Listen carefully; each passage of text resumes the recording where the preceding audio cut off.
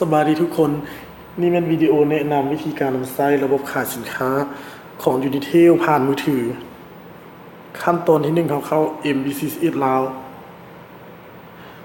และวิดีโอนี้แม่นเฮาสิมาแนะนำเกี่ยวกับการรับสินค้าจากคันลุ่มก็คือ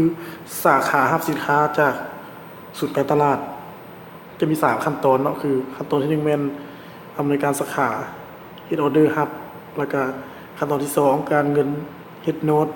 ขั้นตอนที่3มันสร้างสาขาครับเข้าทำอินที่เฮาสิเข้ายูเซอร์ของอำนวยการก่อน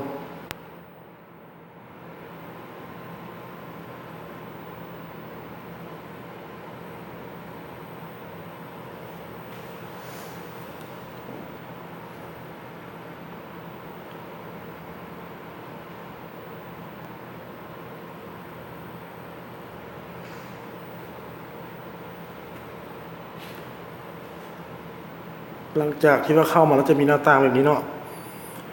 เขาจะเข้าไปคุ้มโครงสร้าง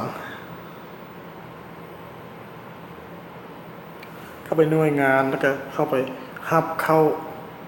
ตามเงื่อนไขเนาะจะมี Git Import Stock Comment อำนวยการจะเข้าไป Git Import ค้นหาเวลาที่ว่าศูนย์การตลาดส่งสินค้าเข้ามาจะเห็นแบบนี้เข้าไป Git Import Order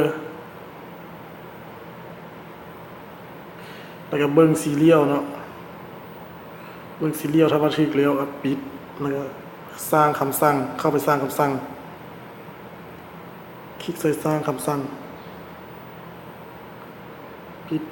แสดงว่าอำนวยการสาขาได้สร้างคำสั่งสำเร็จขั้นตอนต่อไปแม่นเราจะมาเข้า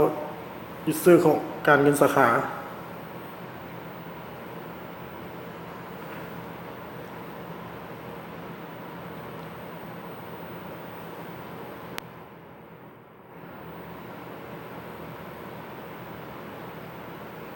ตัวนี้เป็นยูเซอร์ของการเงินสาขาเนาะ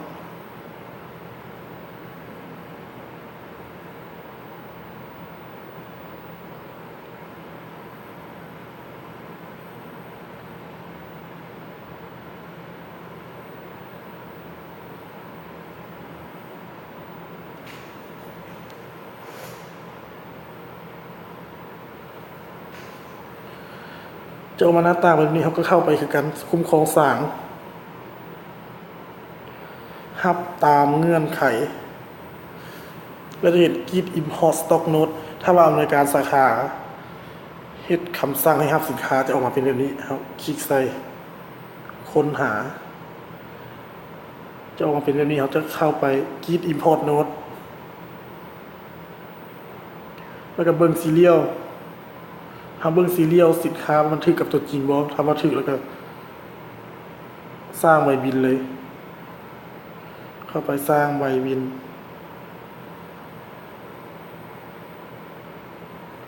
แสดงว่าสร้างใบบินสำเร็จแล้วบัดนี้ขั้นตอนต่อไปเป็นพนักงานสร้างอยู่สาขาจะเป็นผู้รับสินค้าเข้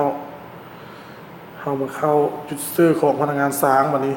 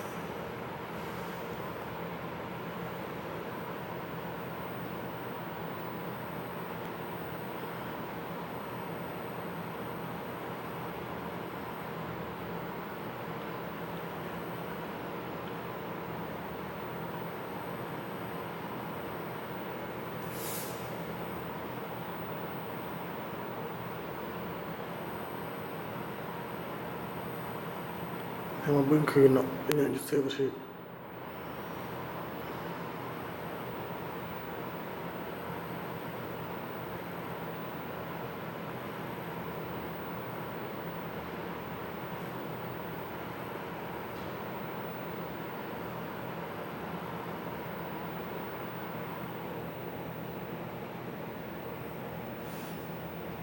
ขอโทษนะตัวนี้รหัสผ่านมาคือ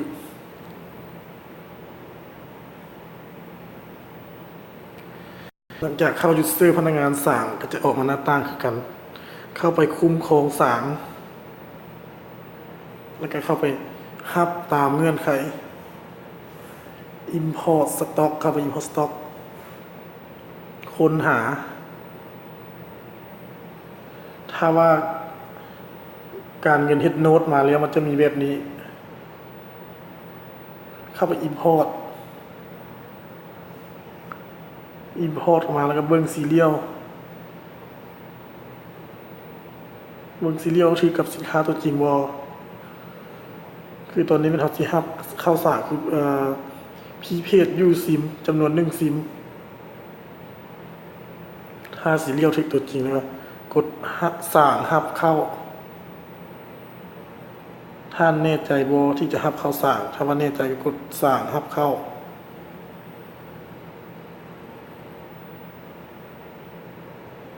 แสดงว่าสำเร็จการฮับสินค้าจากคันลุ่มเนาะทุกๆครั้งที่ว่าเขาฮับสินค้าเขาต้องกวดคืนเบื้องสางเขาว่าถือกับตัวจริงบ่ยกตัวอย่างมาก่อนที่เขาสิฮับสางเรามี16หลังจากฮับเข้ามา11ต้องเป็น17จังถือนี่เป็นวิดีโอที่ว่าแนะนำฮับสินค้าจากคันลุ่ม